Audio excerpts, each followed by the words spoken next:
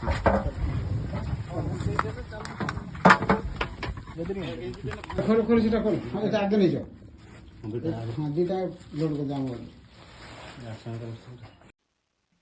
स्थान में अबकारी विभाग पक्षरु चढ़ाऊ करा जाई हजार हजार लिटर मद और पुचकु नष्ट करा जाइछि। तेबे एही चढ़ाऊ समय रे देसी मदरे यूरिया सार मिसाई चोरा बेपारी माने बिक्री करुथबा अबकारी विभाग जानिबाकु पाइछि। सूचना अनुसार मयूरभंज जिला बारिपदा अबकारी विभाग अधिकारी नेतृत्व में एक टीम गठन करा जाई गोवर्धन सोल शेखर घाटी और महुलिया तीनोटी ग्राम में अचानक चढ़ाऊ करा जाइथिला।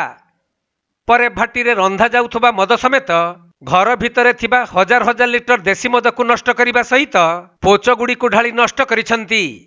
तेबे अबकारी विभाग टीम को देखि किछि अभियुक्त दौड़ी पळाइथिले मध्य 2 जन को गिरफ करिबारे सफल होइथिले अबकारी विभाग।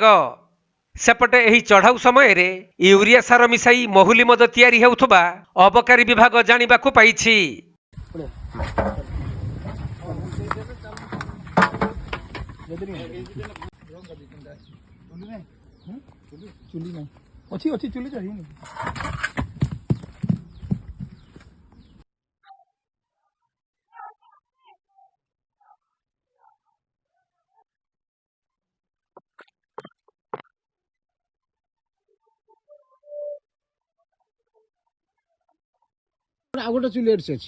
मयूरभंज जिला बारिपदारू दीपक पाणिग्राही रिपोर्ट कोणार्क लाइव।